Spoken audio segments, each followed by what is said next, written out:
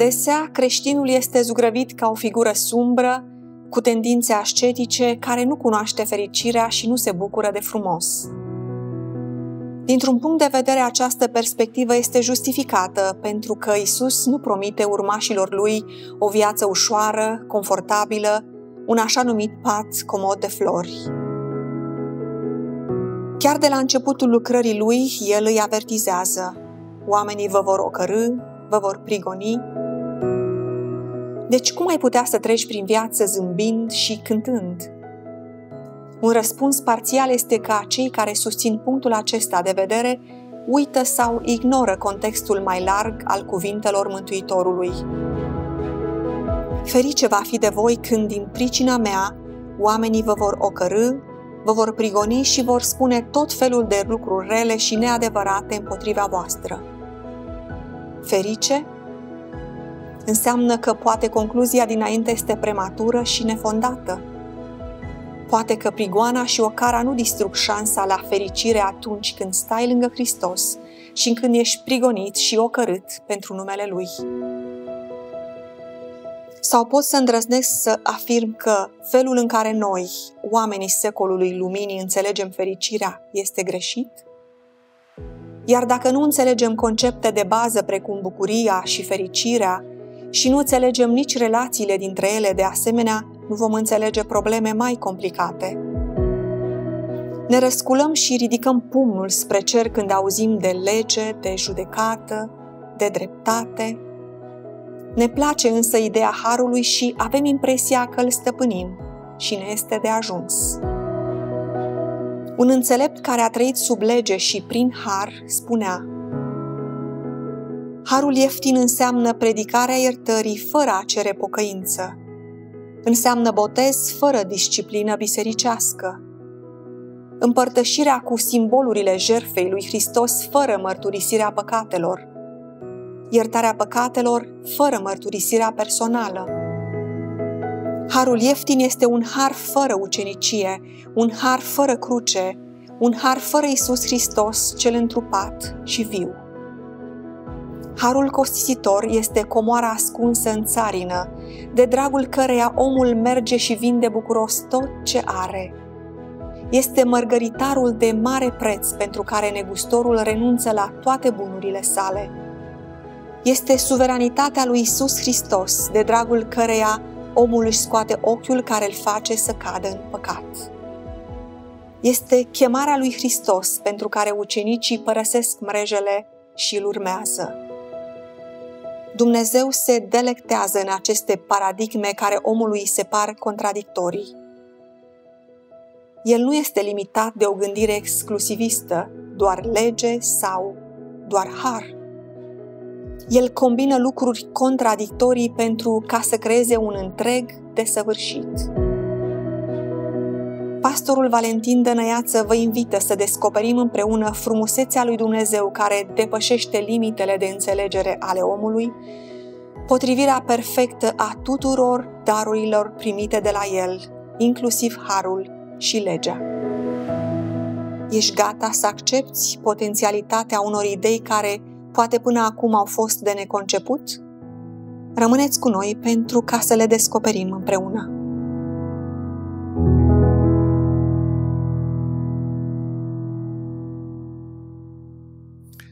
Esența gândirii europene, esența gândirii creștine, are la bază sinteza unor lucruri sau unor concepte care în mintea omului de obicei sunt contradictorii.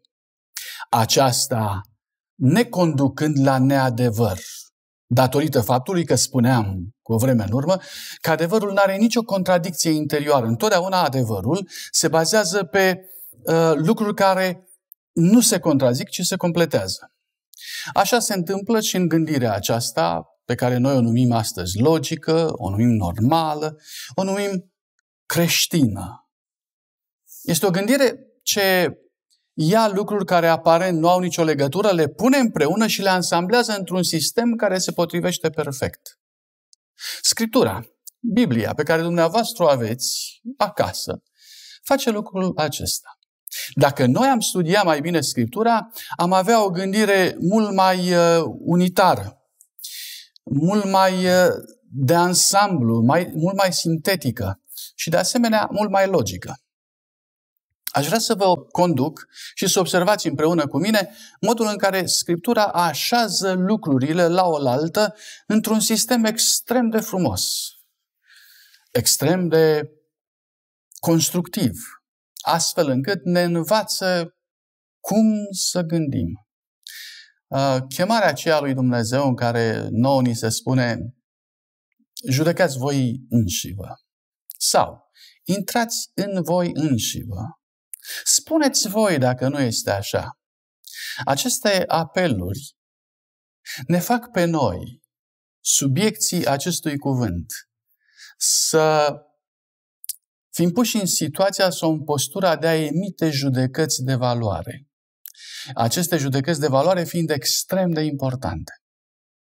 Trăim într-o zonă postmodernă în care judecățile de valoare, gândirea discriminativă între bine și rău, acele elemente care pun adevărul deoparte și îl tratează ca pe o valoare în sine și elimină tot ceea ce este răul într-un act de intoleranță, toate acestea sunt astăzi neapreciate, ba mai mult, chiar scoase în afara spațiului nostru de acceptabilitate.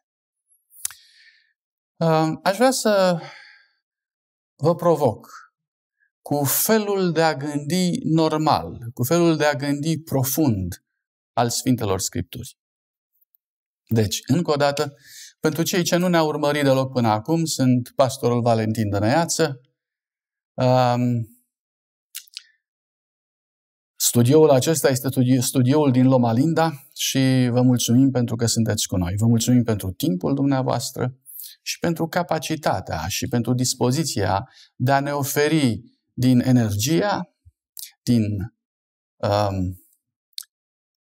zona frumoasă de confort pe care o aveți întotdeauna pentru a petrece timpul acesta cu noi într-o căutare de frumos, de adevăr și, dacă doriți, căutare de noi înșine. Deci, una dintre cele mai mari probleme pe care a avut-o omenirea întotdeauna este că a luat o informație pe care a avut-o de la divinitate și apoi a tradus-o și a interpretat-o după cum a simțit nevoia sau a dorit ființa umană. De pildă, momentul imediat după ce omul a greșit și prin greșeală s-a aliat cu partea de revoltă a acestui univers împotriva lui Dumnezeu, în cuvinte mai religioase, s-a dat de partea lui Satan, din momentul acela a fost scos afară din casa lui, din zona dedicată unei case neprihănite, așa numitul paradis, și a fost îndepărtat undeva în afara lui. Astfel încât Dumnezeu a creat, prin această scoatere în afară, a creat două zone pe pământul acesta. Zona de sacralitate și de spațiu sfânt, care a rămas Edenul în care ființa umană nu putea intra, și doi, restul teritoriului, restul pământului, care, evident, este supus acțiunii umane, acțiune care produce păcatul și se află sub păcat. Nu știm ce s-a întâmplat cu Edenul. Nu știm ce s-a întâmplat cu paradisul. Evident, a dispărut. Dar paradisul închis a rămas în mintea și în realitatea istoriei noastre ca fiind zona aceea pe care o dorim întotdeauna, pentru că ține de neprihănirea și ține de acel illo tempore, acel timp de aur pe care Dumnezeu ni l-a dat la începutul istoriei noastre. Bun. La poarta grădinii Edenului sau la poarta Paradisului, primul lucru pe care l-a învățat Adam și Eva în lumea aceasta a răzvrătirii a fost ideea sacrificiului. Au ieșit afară și acolo Dumnezeu l-a învățat pe Adam pentru prima dată ideea de jertfă. Imaginați-vă un om care n-a văzut niciodată nici moarte, nici sânge, nici un act de violență.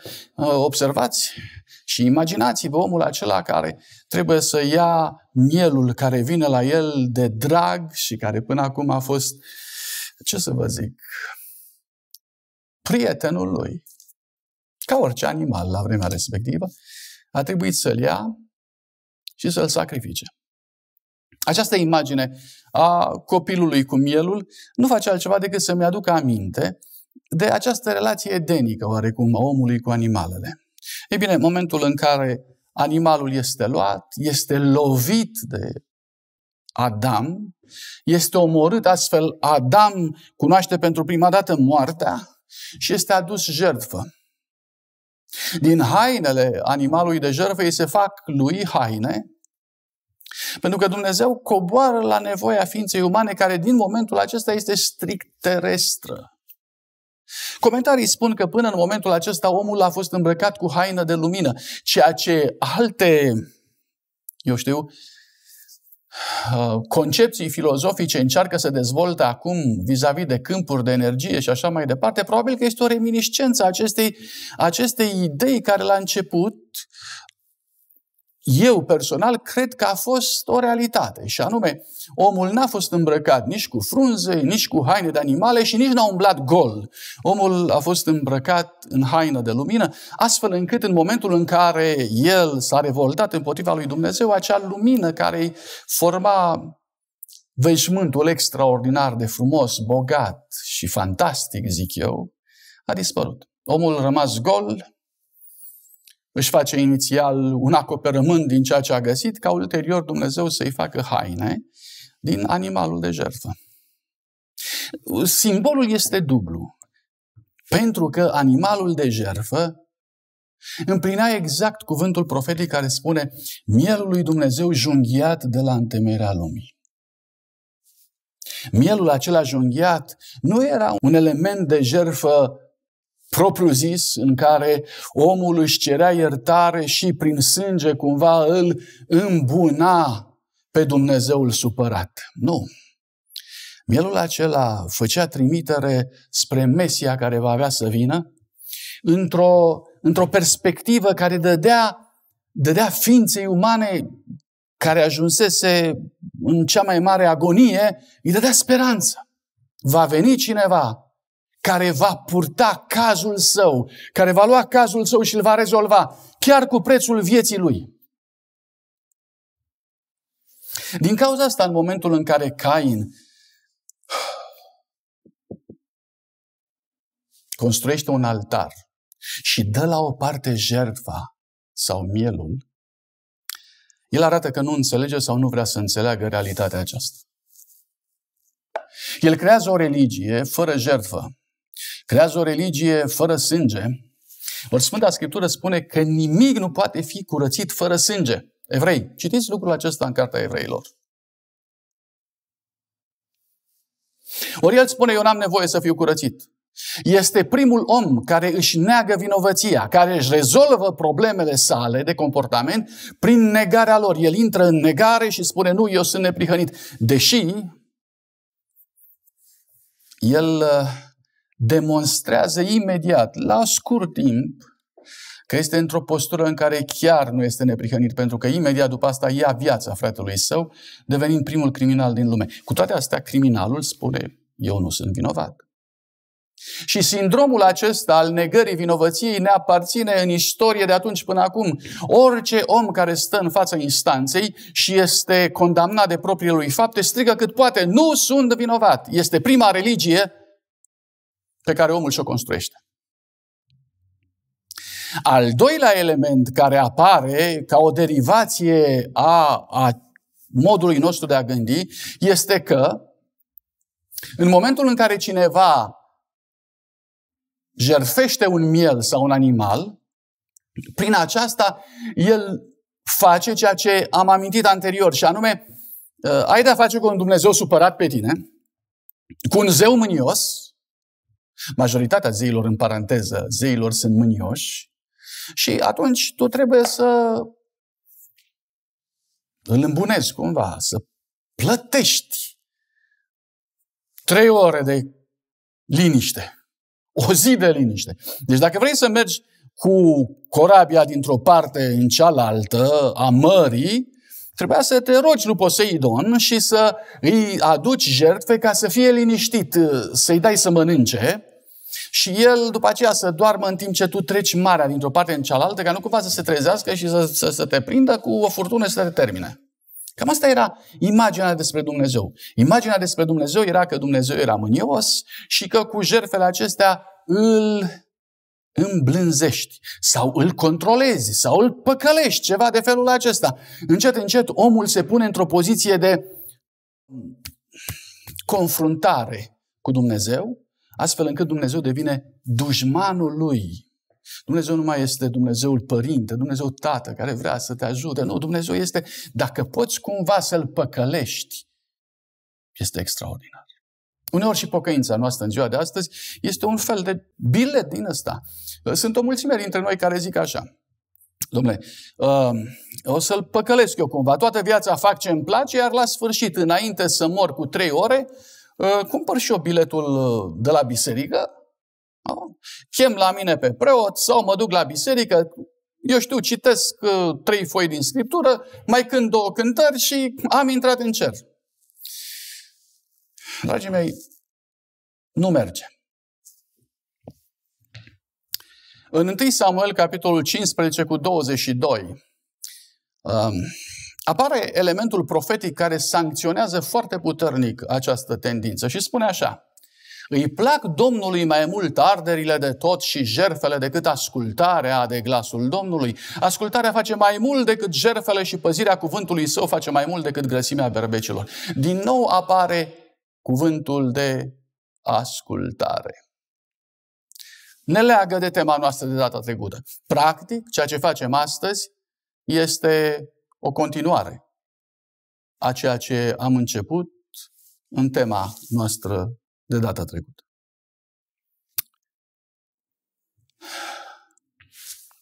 În condițiile acestea s-a ajuns la o denaturare a religiei teribilă, într-o mizerie cumplită din punct de vedere moral și din punct de vedere emoțional.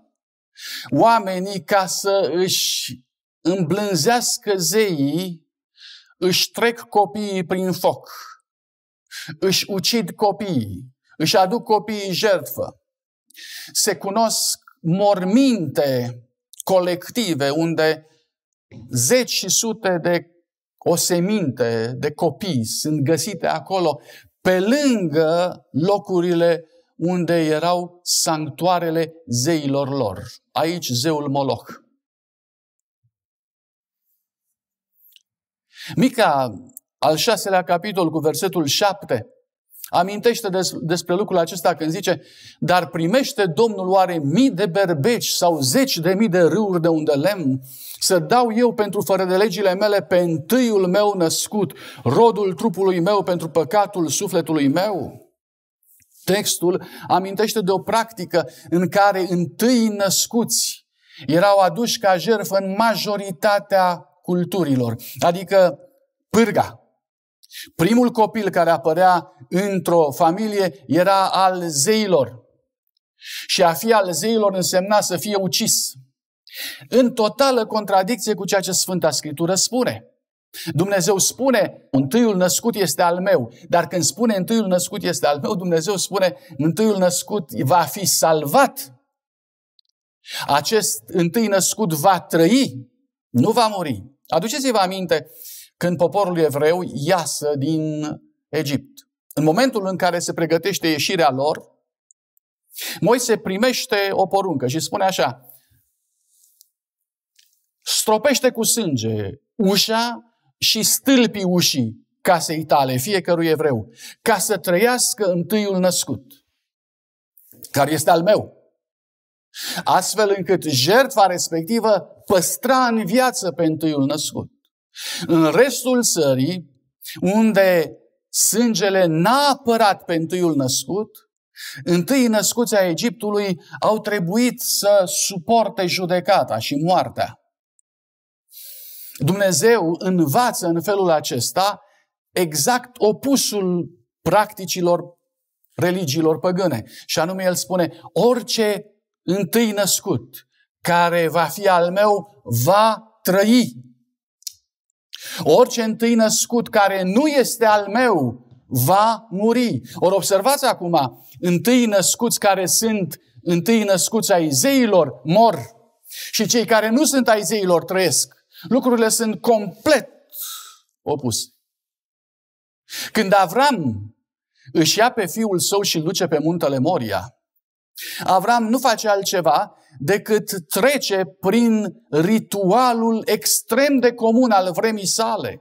Dumnezeu îl obligă cumva să simtă ceea ce simțea un om fără Dumnezeu, ci cu zeii lui. Și anume spune, du-te și aduci jertfă pe întâiul născut pe care îl iubești tu. Să vezi cum e. Și în momentul în care Avram este acolo, Dumnezeu spune, stop, pentru că eu nu doresc moartea păcătosului. Eu doresc ca păcătosul să fie salvat. Și acolo, pe vârful muntelui Moria, Avram învață atât mântuirea, cât și identificarea cu planul de mântuire. Și anume ce a simțit Dumnezeu Tatăl în momentul în care, în cazul lui, nimeni nu i-a spus, oprește-ți mâna. Nu sacrifica, nu adu jertfă pe fiul tău. Pentru că acolo, Iisus Hristos a fost adus jertfă în momentul în care Tatăl distrugea păcatul. În această luptă despre care am vorbit și despre care probabil că va rămâne un mare semn de întrebare în mințile noastre ale tuturor, și anume, Doamne, păcatul chiar trebuie distrus? Și Dumnezeu spune, da, păcatul trebuie distrus. Și voi fi atât de hotărât să distrug păcatul, încât oricine se identifică cu păcatul, va fi distrus și el. Și pentru că asupra lui Iisus Hristos au fost puse toate păcatele noastre, Iisus Hristos a trebuit să moară cu păcatele noastre.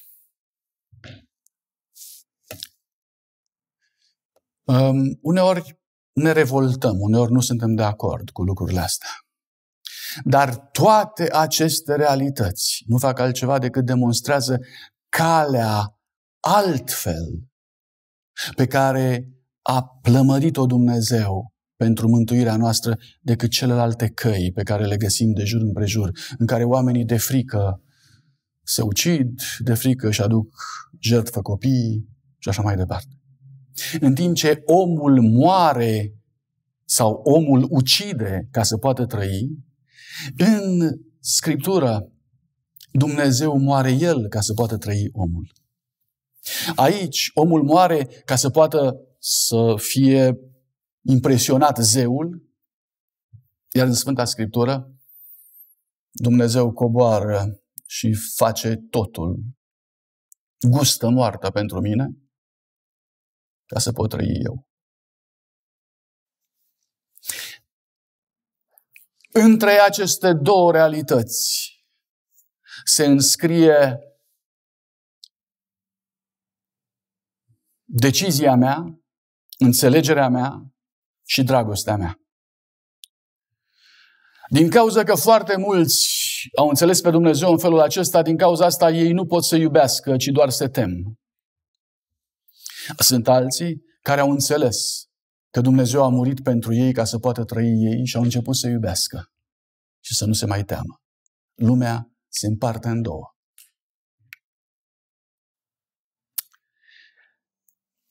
Datorită faptului că altarul a fost atât de mult răstâlmăcit și rău înțeles, Dumnezeu la Sinai face un lucru unic în toată istoria poporului Israel. Și anume, el extinde altarul care este aici, îl extinde cu o explicație a lui care se află aici în spate și care este sanctuarul sau tabernacolul sau cortul sau templul, cum vreți dumneavoastră.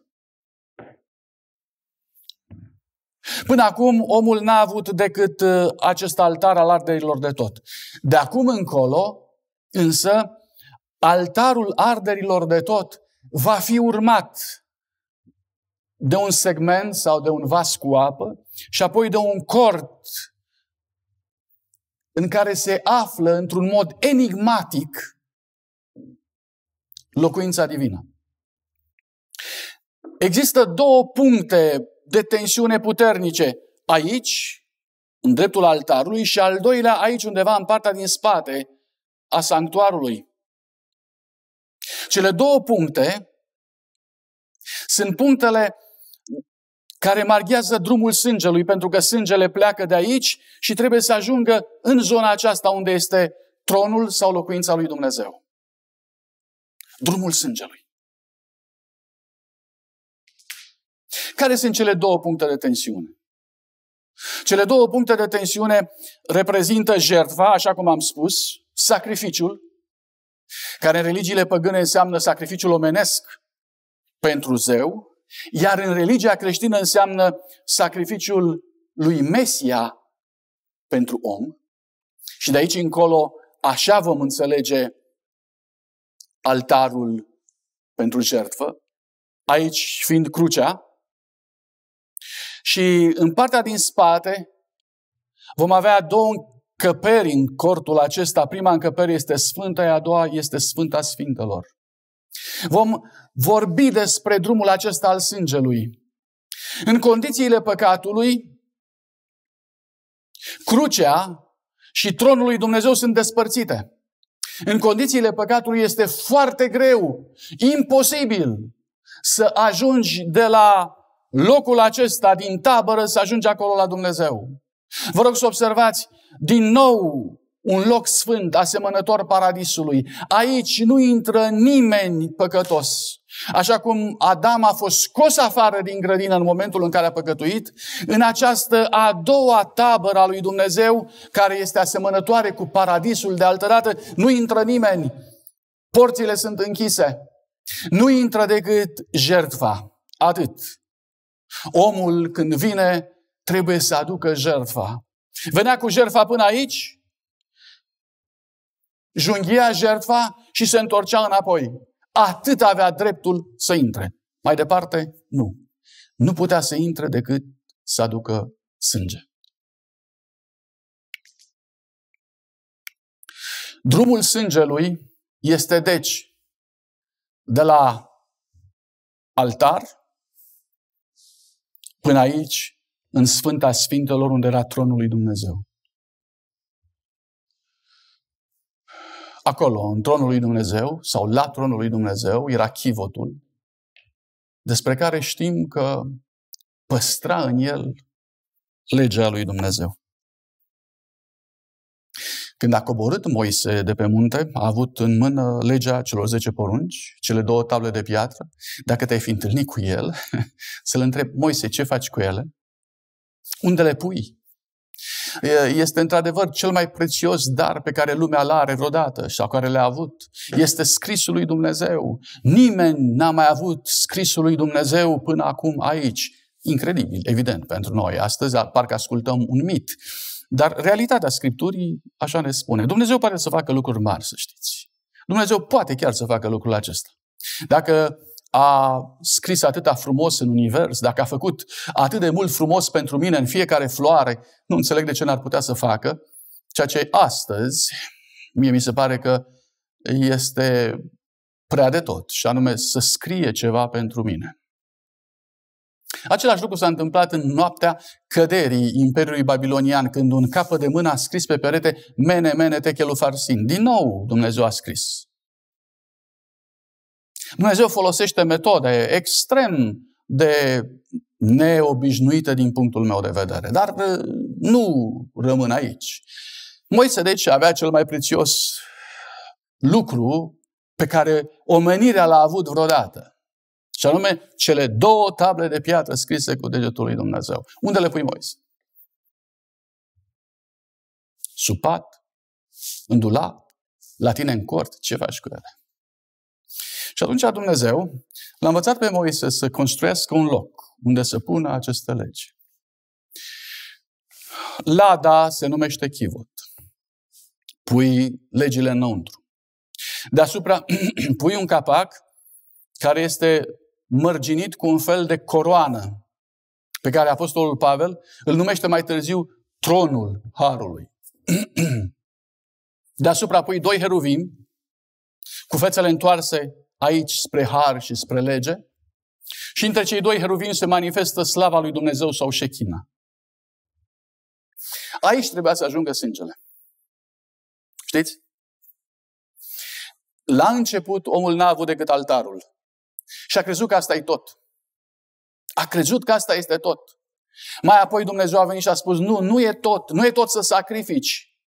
Sângele trebuie să ajungă aici la tronul lui Dumnezeu și la tronul lui Dumnezeu sângele trebuie să curețe, să schimbe, să aducă neprihănire. Omul trebuie să ajungă aici față în față cu Dumnezeu. Omul nu trebuie să rămână la altar, la altarul de jertfă, îndepărtat de Dumnezeu, ținut în întuneric, fugind de Dumnezeu. Nu! Acest altar nu face altceva decât deschide calea ca omul să ajungă aici. Asta a fost lecția. Mai este o lecție. Câtă vreme există păcat, cele 2 lucruri stau despărțite. Și anume, crucea lui Iisus Hristos stă de o parte și legea lui Dumnezeu stă de altă parte. Ele nu pot să se unească. Una este în curte, cealaltă este în Sfânta Sfintelor. Păcatul le desparte. Va veni o vreme când ele trebuie să fie împreună. Dar până atunci, vă rog să vă gândiți așa. Imaginea care urmează în momentul acesta este o imagine a sanctuarului pământesc la dimensiuni cerești. Poate că ne putem imagina, poate că putem înțelege. Aici este omul care vine cu vinovăția sa. Iar acolo este gloria lui Dumnezeu. Drumul sângelui parcurgea distanța de la omul împovărat de vinovăție până la gloria sfințeniei lui Dumnezeu. Omul care nu poate să ajungă aici, omul acesta trimite pe altcineva în locul său. Trimite sângele care să ajungă aici. Sângele. Dragii mei, când omul ajunge undeva în curte, mă întorc la imaginea inițială, când omul ajunge aici în curte, el trebuie să se întoarcă înapoi. Dacă nu iese cineva în ajutor, dacă nu iese cineva în întâmpinare, el n-are nicio șansă să ajungă aici. Din cauza aceasta Dumnezeu trimite dinspre sanctuar, trimite un mesager. Și mesagerul acesta care vine în întâmpinarea omului se numește preot. Preotul venea în întâmpinarea lui. După ce el aducea jertfa, preotul lua sângele. În momentul când ieșea în întâmpinarea lui, el venea ca un delegat din partea lui Dumnezeu. După ce lua sângele, el pleca înapoi ca un delegat din partea omului. Preotul funcționa ca un transportor, ca un vehicul, ca o comunicare între cele 2 puncte A și B. Odată era responsabil sau reprezentantul lui Dumnezeu, după aceea era reprezentantul ființei umane. Stătea cumva la mijloc între cei 2. Și acum mă întorc la ultima imagine pe care am avut-o, și anume aici între cei 2 trebuie să apară preotul, marele preot, pentru a face legătura între cei 2. Înțelegeți dumneavoastră acum de ce e nevoie de Domnul Iisus Hristos. El care vine din partea lui Dumnezeu ca Dumnezeu. El este Dumnezeu și coboară ca Dumnezeu spre ființa umană. Și apoi pleacă de la om ca om, pentru că a fost și om și s-a întrupat aici pe pământ în Betlehem și pleacă reprezentând ființa umană. Dragii mei, același lucru se întâmplă în planul de mântuire, în istorie, nu numai în cadrul fiecărui incident pe care noi îl identificăm ca păcat. Spre exemplu, în planul de mântuire, Dumnezeu din veșnicia nesfârșită coboară spre ființa umană prin Domnul Iisus Hristos, în umilința Lui. Și Domnul Iisus Hristos coboară la nivelul de Fiu, pentru ca să fie reprezentantul lumilor necăzute în păcat. Când omul coboară și se prăbușește în păcatul lui, Domnul Iisus Hristos vine mai jos și se înfrățește cu ființa umană în Betleem, devenind Fiul omului, deci Fiul lui Dumnezeu, Fiul omului. După ce El moare pentru om și învie din cauza neprihănirii sale pentru Dumnezeu, Domnul Iisus Hristos se întoarce înapoi de la om către Tatăl. Vă amintiți? Maria, în prima zi, după învierea Domnului Iisus Hristos, vine să îl îmbrățișeze pe Domnul Iisus Hristos și Domnul Iisus Hristos îi spune: Marie, nu mă ținea că nu m-am suit încă la Tatăl meu și la Tatăl vostru. Oh, bun. Și Domnul Iisus Hristos se urcă la Tatăl și în momentul în care ajunge la Tatăl, în Faptele Apostolilor, capitolul 2, Apostolul Petru rostește cuvintele acelea de o importanță istorică remarcabilă, împărțind istoria, dacă vreți, în două, și anume capitolul 2 cu versetul 36. Să știe bine, dar toată casa lui Israel, că Dumnezeu a făcut Domn și Hristos pe acest Iisus pe care l-ați răstignit voi. Adică în momentul când Domnul Iisus Hristos s-a înălțat, a ajuns din nou la Tatăl, în momentul acela a avut loc o încoronare în care Domnul Iisus Hristos, cel care coborâse și devenise păcat și moarte pentru mine și blestem, a fost încoronat din nou ca Domn și Hristos. Și din cauza și ca semn al încoronării sale a coborât Duhul Sfânt aici în locul său. Întrebarea mea este: Mântuitorul a coborât din veșniciile trecute spre mine, apoi după cruce a urcat de la mine, dar n-a urcat singur. El a urcat pentru mine și pentru tine, pentru că în timp ce urca înapoi la Tatăl, El a dus cu sine biserica sa. A dus cu sine umanitatea mântuită, pe toți aceia care cred în El, pe toți aceia care se așează sub harul Său și sub protecția Sa. Asta este chenoza, aceasta este coborârea și urcarea lui Iisus Hristos până la Tatăl, până acolo. Asta este istoria mea. Astăzi, noi trăim mai departe în istoria noastră datorită faptului că El este acolo la dreapta Tatălui ca mijlocitor pentru noi, unind pământul cu cerul, unind biserica de jos cu biserica de sus. Acesta era sensul real al sanctuarului sau al tabernacolului de pe pământ, prefigurând, dragii mei, vremea de astăzi. Nu împărțiți Vechiul Testament și să-l separați de Noul Testament, pentru că el conține în sine însuși simbolurile întregului plan de mântuire. Conține până la urmă elementele care dau valoare planului lui Dumnezeu din Noul Testament. Aceasta este imaginea pe care o are Apostolul Pavel atunci când scrie Cartea Evreilor. El privește aici, ia sanctuarul și îl plasează în schema aceasta. Citiți, vă rog, Cartea Evreilor și după aceea întorceți-vă de la Cartea Evreilor și reluați Vechiul Testament în această lumină. Și veți vedea câtă lumină, cât de frumos, cât de extraordinar este. Mergând mai departe, ajungem în tensiunea pe care o creează păcatul. Vă spuneam că datorită păcatului, cele două, crucea și legea, rămân separate. Auziți, fiindcă umblarea după lucrurile firii pământești este vrăjmășie împotriva lui Dumnezeu, căci ea nu se supune legii lui Dumnezeu și nici nu poate să se supună.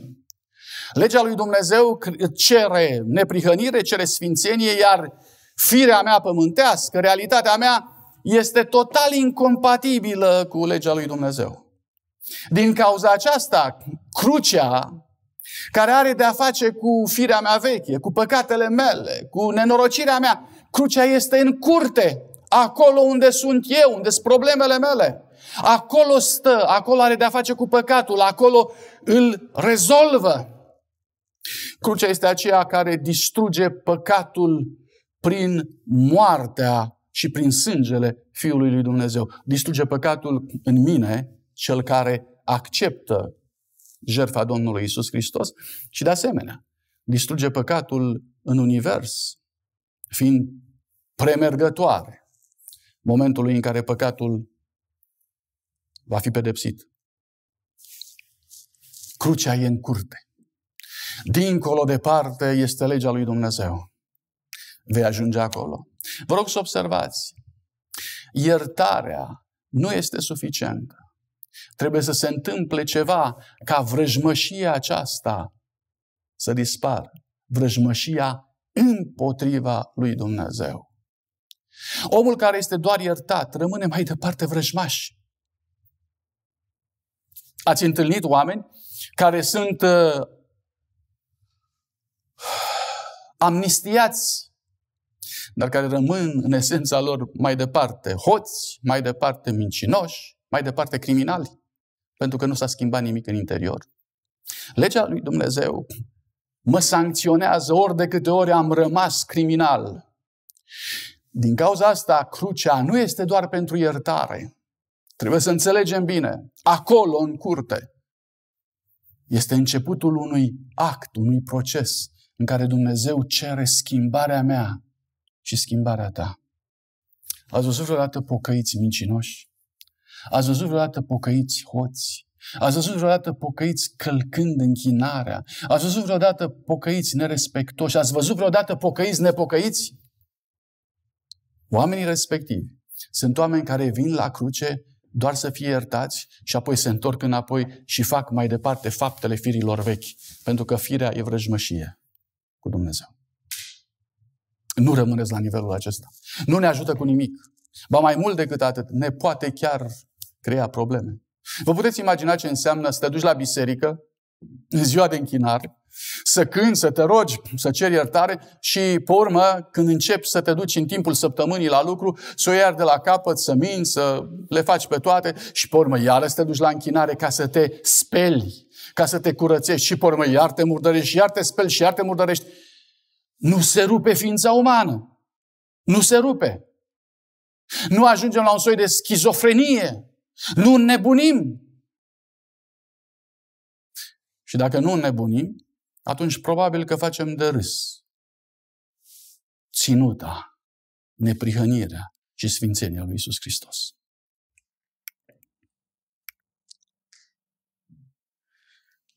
Dragii mei, aici este altarul din curte care simbolizează crucea Domnului Iisus Hristos. Aici este chivotul sau Sfânta Sfintelor, unde este tronul lui Dumnezeu. Drumul sângelui este de aici până acolo. Preotul ia sângele de aici, din locul acesta, și îl duce prin această încăpere intermediară până aici. Și timp de 1 an de zile, marele preot stă în fața acestei perdele, în fața acestei uși și ușa nu se deschide. 1 an de zile bate la ușă și ușa nu se deschide. 1 an de zile preotul așteaptă să intre înăuntru. Oamenii care sunt aici așteaptă să pătrundă, să stea de vorbă cu Dumnezeu. 1 an de zile nu se deschide ușa. Este o tensiune care se augmentează, se mărește, se adună din ce în ce mai mult. Observați ce se întâmplă.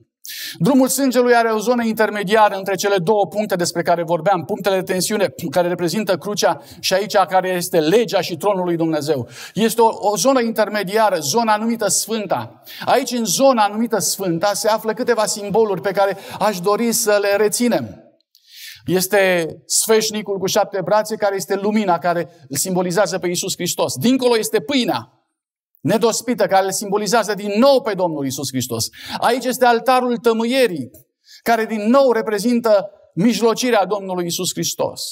Toate acestea sunt premergătoare pentru ca să pregătească pe cel ce este aici pentru momentul când va sta față în față cu Dumnezeu. La ce folosește pâinea? Ca să crească, să se dezvolte. La ce folosește lumina? Ca de asemenea să se lumineze. Scoală-te și luminează-te, căci lumina ta vine și slava Domnului răsare peste tine. Este apelul lui Isaia, luând imaginea aceasta. La ce folosește altarul tămâierii? Este rugăciunea din fiecare zi, în care omul respectiv de asemenea își dezvoltă sufletul său pentru a crește la poziția, la maturitatea necesară, că atunci când perdeaua să dă la o parte, să poată să stea față în față. Crescut, frumos, nobil, cu tronul lui Dumnezeu. Este foarte interesant că în cartea lui Iov, despre care am amintit anterior, Iov spune, la un moment dat, zice, aș vrea să mă port ca un prinț înaintea lui. Să fiu ca un prinț înaintea lui. În momentul în care perdeaua aceasta se dă la o parte, preotul care este aici reprezintă pe omul pregătit, înnobilat, ca un prinț care stă înaintea lui Dumnezeu. Ce dar frumos, extraordinar. Un an de zile preotul stă înaintea acestei perdele, despre care în Cartea Evreilor, capitolul 10, cu versetul 20, se spune că simbolizează trupul lui Iisus Hristos. Pe calea cea nouă și vie pe care ne-a deschis-o El prin perdeaua din lăuntru, adică trupul Său. Rămâneți cu mine într-un tablou fascinant. Preotul a luat sângele cu el, l-a purtat într-un vas, a ajuns în Sfânta, a uns cu el coarnele altarului tămâierii. Și în momentul următor, el trebuie să stropească cu sânge către locul tronului lui Dumnezeu, către Șechina. Sângele ar trebui să ajungă acolo. Dar sângele acesta este sânge murdar, poartă păcat în el. În mod normal ar trebui să fie aruncat în fața lui Dumnezeu. Acolo este tronul lui Dumnezeu, să-L murdărească pe Dumnezeu. Dragii mei, asta vrea Satan. Cu păcatul meu și cu păcatul tău, el trimite cu toate aceste lucruri împotriva lui Dumnezeu. Cuvântul lui Dumnezeu spune, pe vremea lui Iosif, nu vreau să păcătuiesc împotriva lui Dumnezeu. David mai târziu spune, înaintea ta și numai împotriva ta am păcătuit și am făcut ce nu este drept înaintea ta. Numai înaintea lui Dumnezeu sau împotriva lui Dumnezeu. Lasă-i pe ceilalți oameni. Păcatul lovește în primul rând înaintea lui Dumnezeu. Și atunci preotul, ca simbol al acestei violențe împotriva lui Dumnezeu, acestei violentizări, ia sânge și aruncă către Dumnezeu. Și în momentul în care aruncă spre Dumnezeu, coboară perdeaua aceasta și se interpune. Și sângele nu cade pe Dumnezeu, ci cade pe perdea. Timp de 1 an de zile preotul stropea perdeaua aceasta până o murdărea de tot. Era plină de sânge. La sfârșitul anului perdeaua era luată, era aruncată, era arsă în cadrul curățirii templului. Simbolul era al lui Iisus Hristos, care trebuia să fie luat și odată cu El trebuiau luate toate păcatele și El, în El însuși, decombustiona.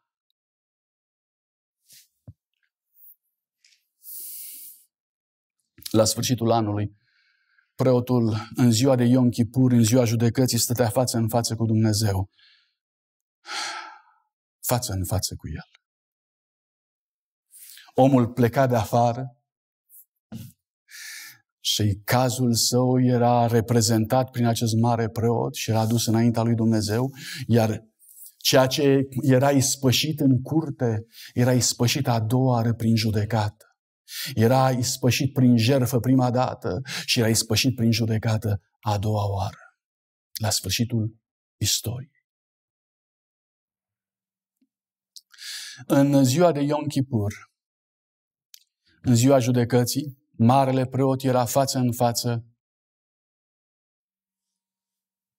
cu divinitatea, cu Dumnezeu. Iar el purta cu el soarta întregului popor. În Zaharia, capitolul 3, veți găsi această scenă a judecății, fantastică. Scena este cam așa. Marele preot Iosua este îmbrăcat în haine murdare, haine de preoțești, dar murdare, pentru că poartă asupra lui păcatele întregului popor. Alături de sângele stropit pe perdea, preotul purta el însuși și era el purtătorul de păcate. Lângă marele preot, acolo, în Zaharia 3, este prezentat pârâtorul poporului Dumnezeu, adică Satana care stătea să-l pârască. Evident, Satan știe toate păcatele pe care le-ai făcut și tu și eu și biserica și toate și el le știe pe toate și spune, uite ce a făcut, 1, 2, 3, 4, 5, fără discuție. Și apoi, în contextul acesta, voi găsi ceea ce urmează și ceea ce se întâmplă în ziua de Yom Kippur. Domnul a zis lui Satan, capitolul 3, versetul 2, Domnul să te mustre, Satan. Și iată cum judecata are loc aici, dar judecata are loc împotriva lui Satan, nu împotriva marelui preot. El care a ales Ierusalim. Versetul 3, dar Iosua era îmbrăcat cu haine murdare și totuși stătea în picioare înaintea îngerului, iar îngerul luând cuvântul a zis, dezbrăcați-l de hainele murdare de pe el. Iată apoi că îndepărtezi de la tine nelegiuirea și te îmbrac cu haine de sărbătoare. În ziua judecății, marele preot, în mod simbolic, își schimba hainele. Era îmbrăcat cu haine de sărbătoare. Omul înnoit prin judecată. Noi ne ferim de judecată, ne este teamă, dar judecata este o soluție la toate problemele noastre. Nu vă fie teamă de judecata lui Dumnezeu. În judecată Dumnezeu nu face altceva decât îndepărtează păcatele și te îmbracă cu haine de sărbătoare. Eu am zis, dar să îi se pună pe cap și o mitră curată. Pentru că în mitra aceasta, pe mitra preoțească, era o plăcuță care spunea Sfințit Domnului. Și într-adevăr, mitra trebuia să adeverească aceste lucruri. I-au pus o mitră curată pe cap, l-au îmbrăcat în haine în timp ce îngerul Domnului stătea acolo. Și iată că marele preot este aici, față în față cu legea lui Dumnezeu, cu chivotul, față în față cu heruvimii, cu oștile cerești, față în față cu tronul lui Dumnezeu, față în față cu sfințenia. Timp de 1 an de zile, preotul a parcurs drumul sângelui. Ca în planul de mântuire. Drumul sângelui este istoria noastră. Ajungerea față în față cu chivotul lui Dumnezeu reprezintă scopul sau finalul mântuirii noastre. Față în față cu Tata. Am ajuns acasă. În Apocalips, capitolul 11, spune că la finalul istoriei noastre, templul lui Dumnezeu care este în ceruri s-a deschis și a văzut chivotul lui Dumnezeu. A ajuns acolo. Vedeți? Ăsta este ceea ce învăța un credincios în Vechiul Testament. Învăța tot ceea ce noi astăzi învățăm și mai mult ne ajută și pe noi să înțelegem lucrurile acestea. Cred că putem să facem un pas mai departe. Chivotul are aici cele 2 table de piatră, poruncile lui Dumnezeu. Dar ceea ce este fascinant este faptul că deasupra se află tronul Harului sau Hilasterion sau tronul ispășirii sau capacul ispășirii. Dragii mei, pentru prima dată legea și Harul sunt împreună aici. Legea și Harul sunt împreună aici la chivot. Până acum în sanctuar, câtă vreme a fost păcat în viața poporului sau în viața individului, crucea și legea au fost despărțite. În ziua când păcatul este îndepărtat, preotul și ființa umană mântuită stă față în față cu cele 2 împreună, legea și Harul împreună și ele formează temelia tronului lui Dumnezeu. Asta este ceea ce vrea Dumnezeu de la noi. Să înțelegem că scopul existenței noastre nu este să avem legea de o parte și Harul de altă parte, legea de o parte și crucea de altă parte. Nu trebuie să le punem în conflict, ci dimpotrivă ele trebuie să fie împreună. Trebuie să formeze tronul lui Dumnezeu, temelia guvernării sale. Lăsați ca legea și crucea să fie împreună. Lăsați ca poruncile lui Dumnezeu să arate păcatul și crucea să arate slava și mântuirea lui Dumnezeu. Să formeze această strălucire de care avem nevoie toți. Vă invit, nu neglijați nici legea, nu neglijați nici crucea lui Iisus Hristos. Mergând mai departe, Psalmul 47 la 8. Atunci am zis, iată-mă că vin, în sulul cărții este scris despre mine, vreau să fac voia ta, Dumnezeule, și legea ta este în străfundul inimii mele. Chivotul este un simbol perfect al Domnului Iisus Hristos. Mântuitorul venea la noi cu legea lui Dumnezeu, cu legea Tatălui în sufletul său. Super!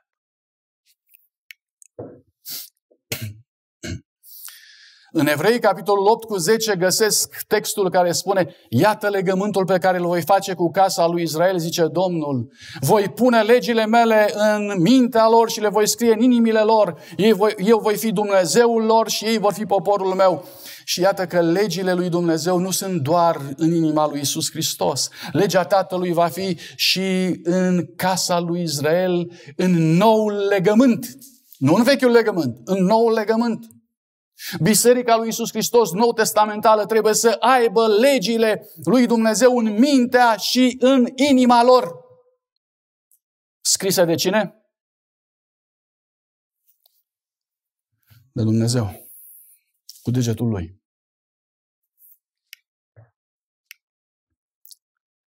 Concluzia 1.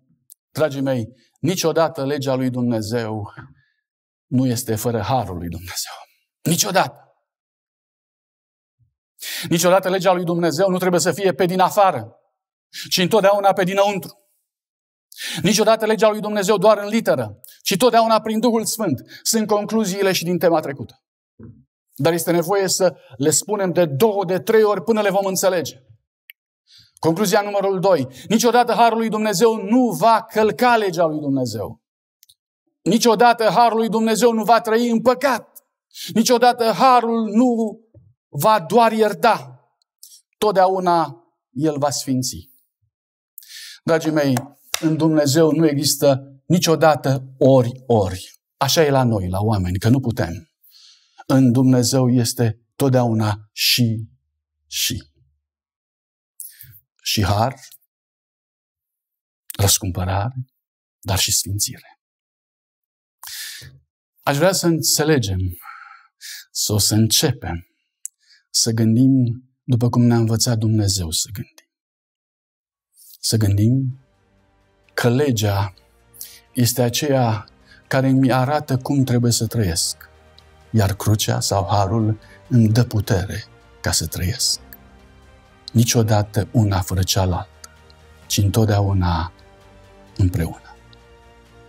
Să aveți această binecuvântare din partea lui Dumnezeu, însoțită de Duhul Sfânt. Vă doresc toate cele bune.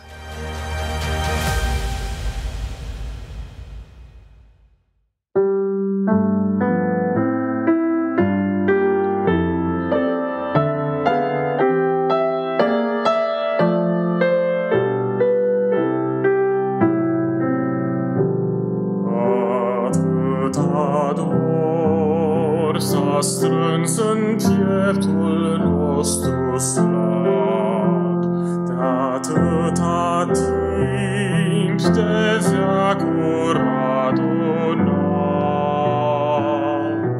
Noi așteptăm să vină iar în slava Lui, acela care crucea ne-a purtat.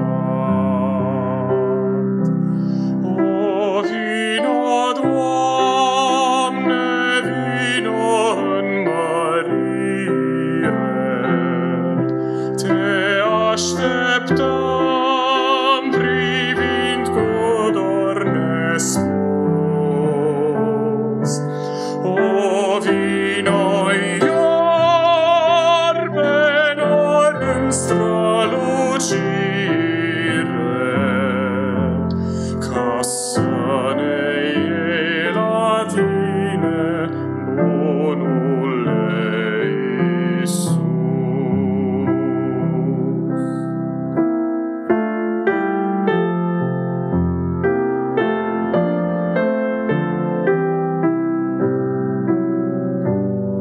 În Tine, Doamne, mai adă speranța mea, în zăbovirea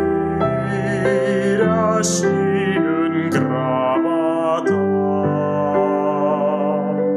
în Duhul Tău și în noul legământ de har, în care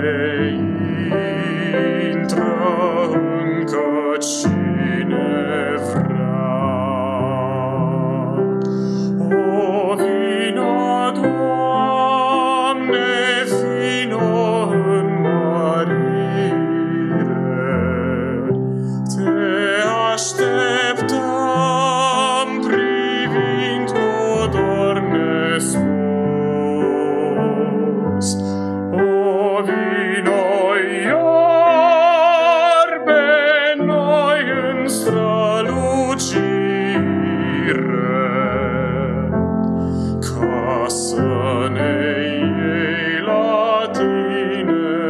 bunul